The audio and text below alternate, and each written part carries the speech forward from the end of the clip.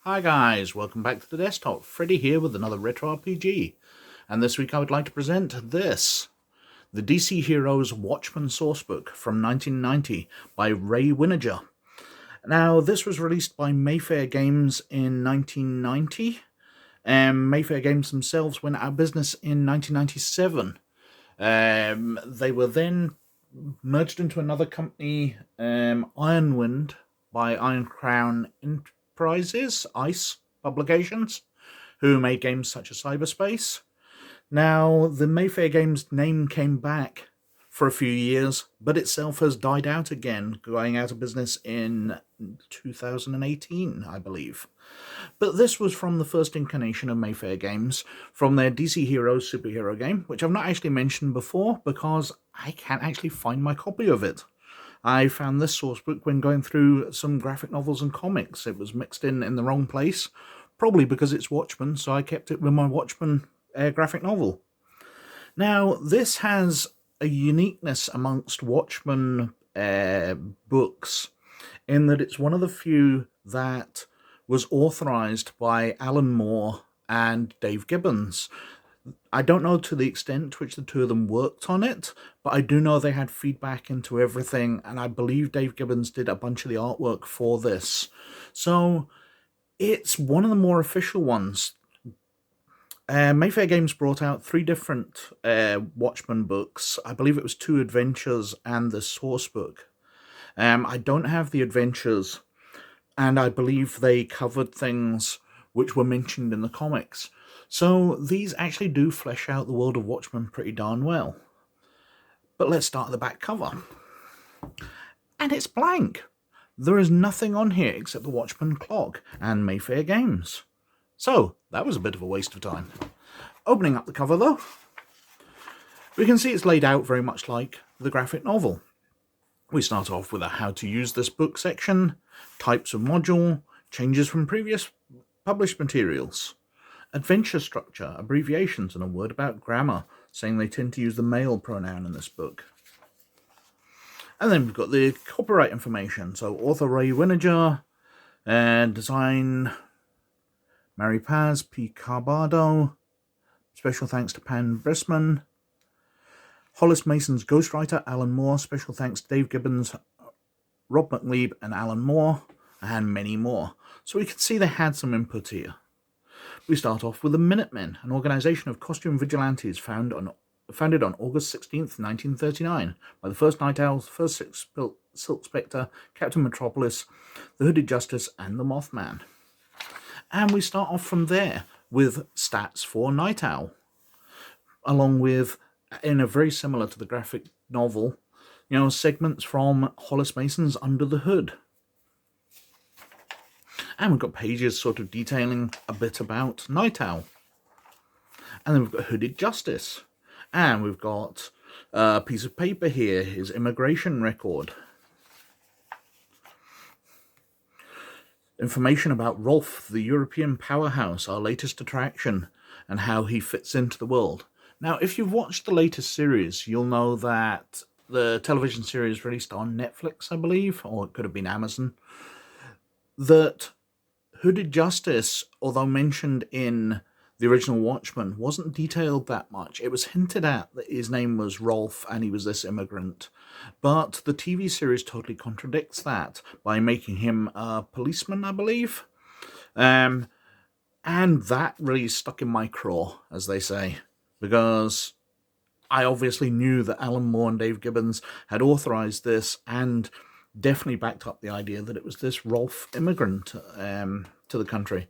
Anyway, we've got incident registries, notes, just little factoids about the character and his background.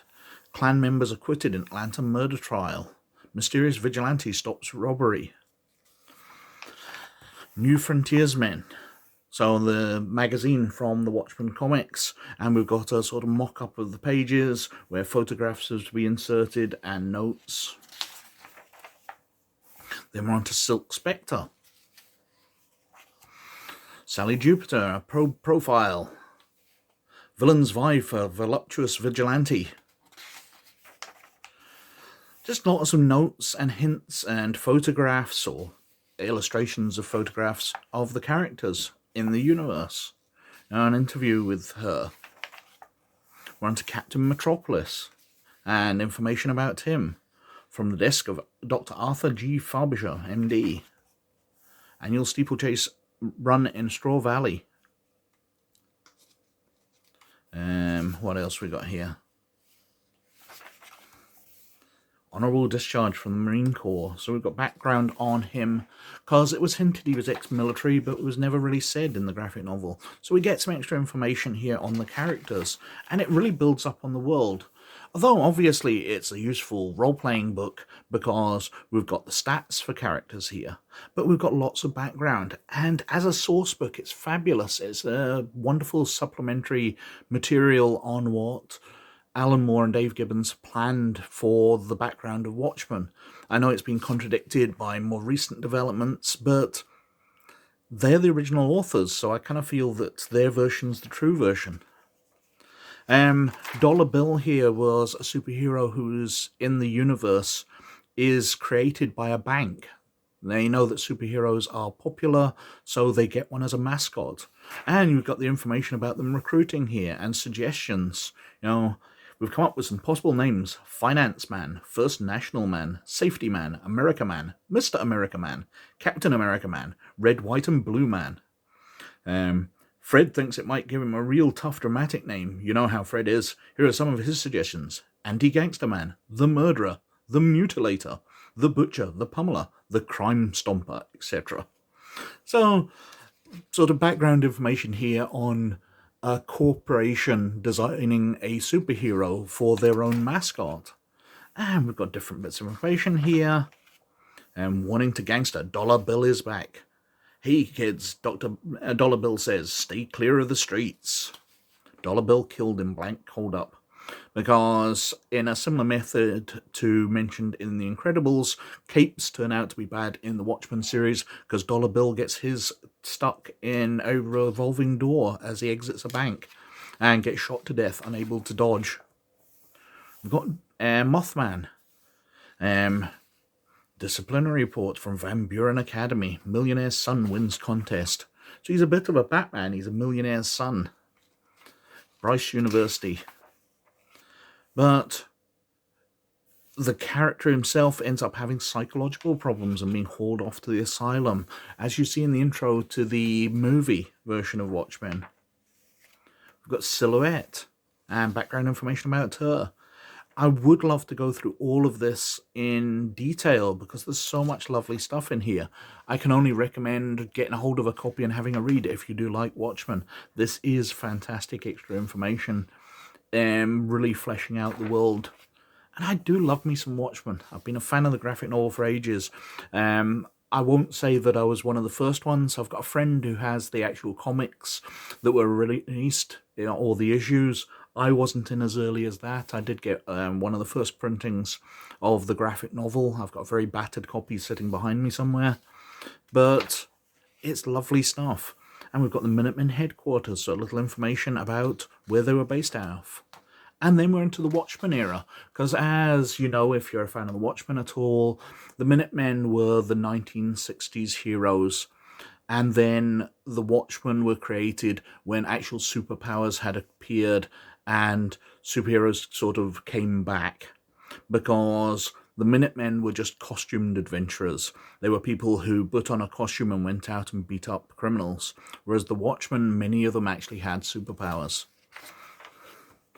We've got the comedian who's in the Minutemen and comes back, although he's turned from just being a costume guy who beats people up to being basically the Punisher.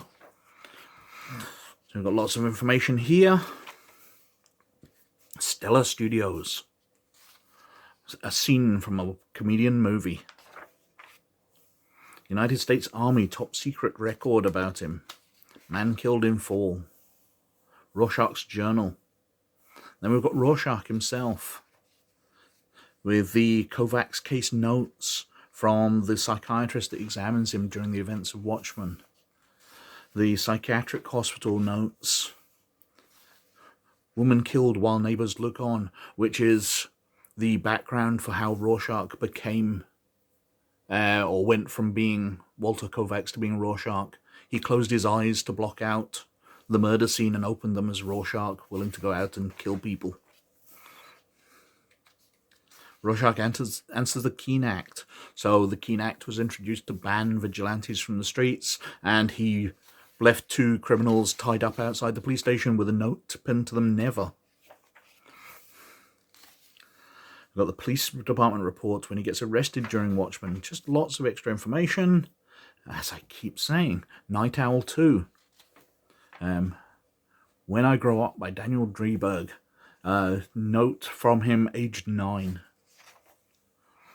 The Owl's Nest, as Dan Drieberg, as a rich man, builds his own bat cave, basically. Let's flick on. Night Owl and Phantom bring down the bully. Rorschach and Night Owl nail the underboss. So much information here. Archimedes, so we've got information about the Owl ship. And then we're on to Dr. Manhattan. Now, worth noting here is, while all the characters have skills and abilities, some of them are interestingly named. So we've got Dr. Manhattan, who has Growth, Power 20, Invulnerability, Power 35, Matter Manipulation, 35, Microscopic Vision, 25, Omnipower, 25, Precognition, 50, Recall, 50, Sealed Systems, 50, Telekinesis, 25, Teleportation, 50. So we can see that he is pretty darn powerful. And we've got sort of reports here on Dr. Osterman being invited to work at Gila Flats, which is where he gets his intrinsic field removed and becomes Dr. Manhattan, gains his superpowers. Superman revealed to exist in New Mexico. Victory in Vietnam. Dr. Manhattan quells riot. Silk Spectre 2. So, Sally Jupiter. No, oh, what's her name?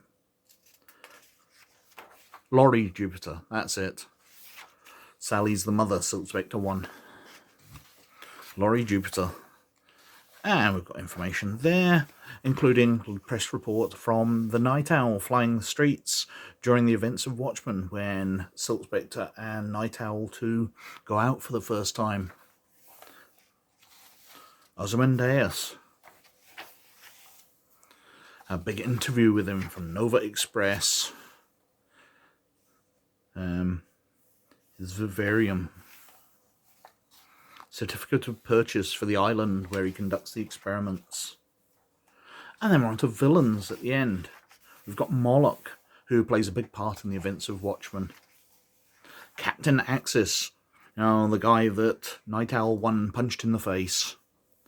The Screaming Skull, obviously he's supposed to be a version of Red Skull out of Captain America.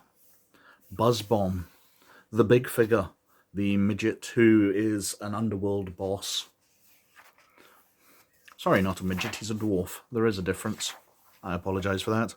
Underboss, Twilight Lady, who in Watchmen is made out to be a bit of a dominatrix who makes her money from having a villain persona as a supervillain. So she gets in the papers and rich people pay to be whipped or whatever by her.